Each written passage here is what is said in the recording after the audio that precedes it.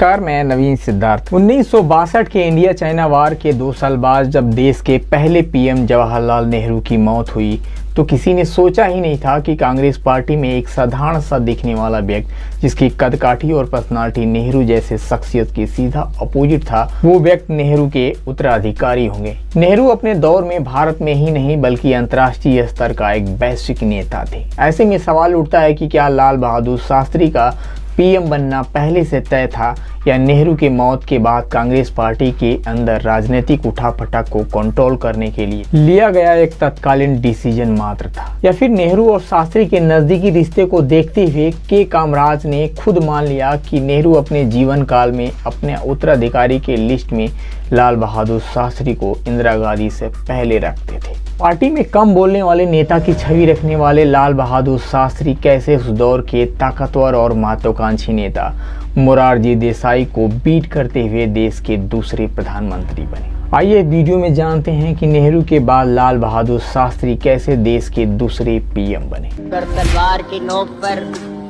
या atom bomb के डर से कोई हमारे देश को झुकाना चाहे, दबाना चाहे, ये देश हमारा दबने वाला नहीं।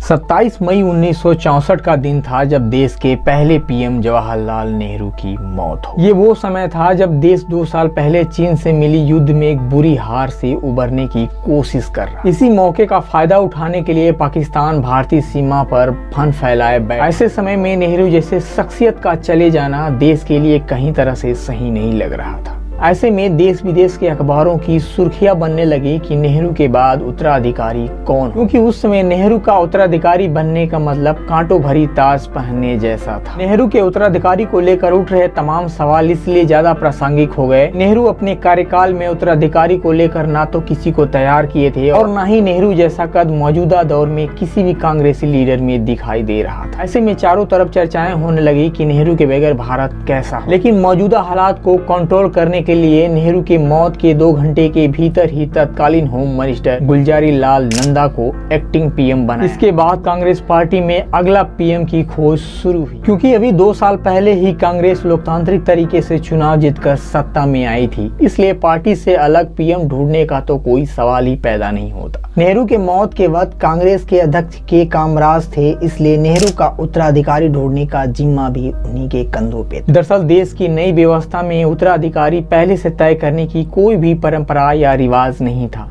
ऐसे में नेहरू के निधन होने के बाद पार्टी के अंदर ही दूसरे पीएम बनने की कई प्रबल दावेदार मौजूद थे, लेकिन लाल बहादुर शास्त्री का अचानक पीएम बन जाना पहले से तय बिल्कुल नहीं था। जबकि खास बात यह भी था कि कांग्रेस पार्टी में जितने लोग पीएम पद के लिए दावेदारी ठोक रहे थे उनमें शास्त्री जी का नामो निशान नहीं था। पार्टी के अंदर पीएम पद के लिए कई दावेदार होने से पार्टी के अंदर एक कंपटीशन का माहौल बन गया। इसलिए के कामराज के सामने सबसे बड़ी चुनौतियां ये थी कि देश के लिए एक ऐसा प्रधानमंत्री का चुनाव करे जो सबको स्वीकार्य हो और उसको लेकर कम से कम विरोध हो। नेहरू की मौत के बाद पीएम के दौड़ में गुलजारी लाल नंदा, जयप्रकाश नारायण और मोरारजी देसाई प्रबल दावेदार थे। तो उस समय लाल बहादुर शास्त्री की दावेदारी को कड़ी टक्कर दे रहे। गुलजारी लाल नंदा उस समय देश के होम मिनिस्टर थे और इस लिहाज में मंत्रिमंडल में उनका दूसरा स्थान आता था, जबकि मोरारजी देसाई भी थे जिनका मंत्रिमंडल से बाहर बहुत गहरा प्रभाव था। पार्टी में उनका नाम का एक धाक था, जैसे होता है ना एक संगठन का कद्दावर नेता। मोरारजी देसाई नेहरू के बाद कांग्रेस पार्टी में कुछ ऐसा ही इमेज रखते थे। जबकि जेपी नारायण की बात करें तो वो एक करिश्माई व्यक्तित्व वाला नेता थे। भीड़ इकट्ठा करना उनके दाएं हाथ का खेल था। ऐसे में पार्टी के लिए वो एक बहुत अहम नेता थे। इन सब के बावजूद लाल बहादुर शास्त्री के पक्ष में एक बड़ी बात ये थी कि जवाहरलाल नेहरू के विश्वासपात्र लोगों में से एक थे। वहीं मोरारजी देसाई, जेपी नारायण और गुलजारी लाल नंदा से नेहरू के रिश्तों में इतनी नजदीकियां नहीं थी जितनी शास्त्री का था। नेहरू और शास्त्री के नजदीकी रिश्तों के कई किस्से। एक किस्सा ये है कि जब नेहरू अपने जीवन के अंतिम पड़ाव पर अक्सर बीमार रहने लगे थे तो उनका सारा ऑफिशियल काम शास्त्री जी ही देखते, या यूं कहें तो जीवन के अंतिम सालों में नेहरू शास्त्री पर ही निर्भर हुआ करते। इसलिए के कामराज के सामने पीएम पद के लिए कई नाम उछलने के बाद लाल बहादुर शास्त्री पर जा अटके। उनको ये बात लगने लगा था कि नेहरू और शास्त्री के नजदीकी रिश्ते होने नेहरू अपने उत्तराधिकारी उत्तराधिकारी के लिए शास्त्री को ही अपनी पहली पसंद मानते होंगे,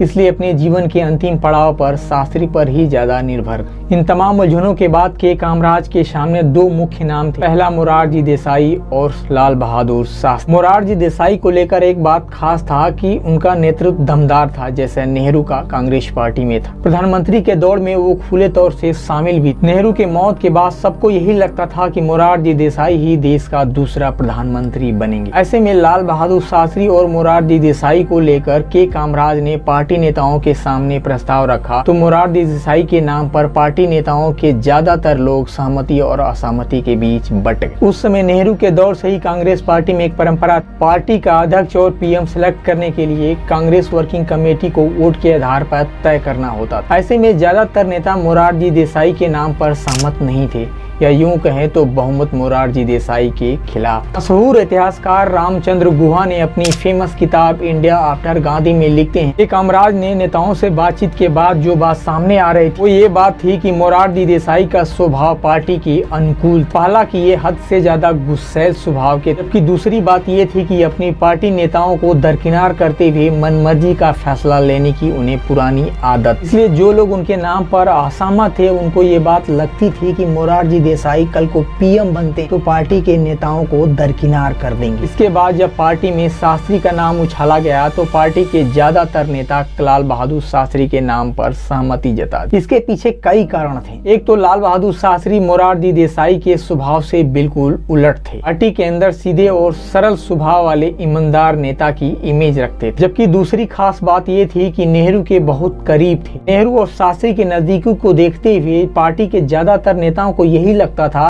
नेहरू स्वयं भी चाहते थे कि उनका उत्तराधिकारी शास्त्री ही, पर ऐसा सच में नहीं था। पार्टी के ज्यादातर नेता लाल बहादुर शास्त्री के सहमत होने के पीछे एक बड़ी रीजन ये थी कि शास्त्री जी मोरारजी देसाई की तरह राजनीतिक महत्वाकांक्षी लीडर नहीं थे। मुझे लगता है कि मोरारजी देसाई लाल बहादुर शास्त्री से पीएम की होड़ में यहीं पिछड़ गए। पीएम बनने के लिए शास्त्री के पक्ष में एक बड़ा रीजन ये भी था कि खुद के कामराज भी मोरारजी देसाई के पक्ष में नहीं थे, बल्कि उनके खिलाफ। इसी बीच एक उड़ती खबर आई कि मोरारजी देसाई को पक्ष में उनके समर्थक दावेदारी कर रहे हैं, जिससे कि पार्टी को ये मैसेज चला गया कि मोरारजी देसाई एक महत्वाकांक्षी नेता है। सच ये था कि ये खबर काफी थी बाकी नेताओं का संशय दूर करने के लिए, और अनंत फनन में के कामराज सहित पार्टी के सभी नेता लाल बहादुर शास्त्री के नाम पर मोहर लगा। अब सवाल ये उठता है कि क्या सच में ये खबर काफी थी लाल बहादुर शास्त्री को पीएम बनने के लिए? उस दौर के मशहूर पत्रकार कुलदीप नैयर ने अपनी आत्मकथा behind the lines and autobiography में लिखते हैं, जब मैंने यह खबर लिखी तो उस समय यह न्यूज उतनी खास नहीं थी, लेकिन मेरा भ्रम तब टूटा जबकि कामराज ने संसद में पीएम के लिए लाल बहादुर शास्त्री का नाम अनाउंस करते हुए शास्त्री को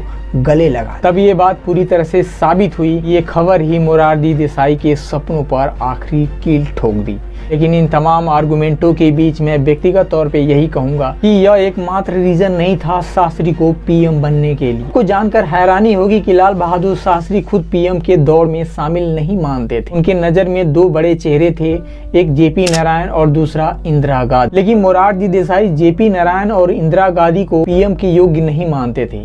जेपी नारायण भ्रमित नेता कहते थे, जबकि इंदिरा गांधी को एक छोटी गुड़। शास्त्री को पीएम चुनने के पीछे एक बड़ी रीजन ये था, शास्त्री थोड़ा ईमानदार, सीधा और स्वभाव के सरल थे। उनमें पद और पावर की महत्वाकांक्षा नहीं के बराबर थी, जबकि मोरारजी देसाई में पद और पावर की लालसा बहुत ज्यादा थी। इसलिए के कामराज को एक भय था कि जो नेहरू ने इंदिरा गांधी को लेकर पार्टी के अंदर एक राजनीतिक रास्ता बनाए थे, वो कहीं इंदिरा गांधी के लिए कठिन न हो जाए। के कामराज इस बात को जानते थे कि यदि मोरारजी देसाई पीएम बने तो इंदिरा गांधी के लिए रास्ता मुश्किल हो जाएगा। वैसे कहीं न कहीं नेहरू के दिमाग में उनके उत्तराधिकारी के तौर पे उनकी खुद की बेटी इंदिरा गांधी ही चल रही थी। जैसा कि एक पिता के अंदर अपने बच्चों के भविष्य के लिए होता है, नेहरू एक पिता के रूप में बाकियों से अलग नहीं। उत्तराधिकारी को लेकर नेहरू के मन में उनकी मंशा को जानने के लिए कुलदीप नैयर ने अपनी पुस्तक बिहाइंड द लाइन्स में लिखते हैं, जब मैं शास्त्री से नेहरू और उनकी बेटी इंदिरा गांधी की राजनीतिक भविष्य के लिए पूछा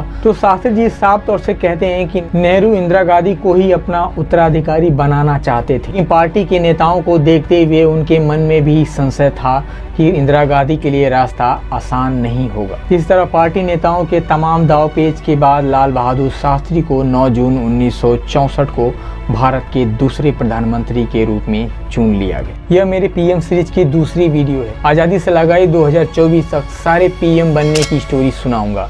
यदि यह वीडियो आपको इन्फॉर्मेटिव लगा हो तो प्लीज़ मेरे चैनल को सब्सक्राइब करें।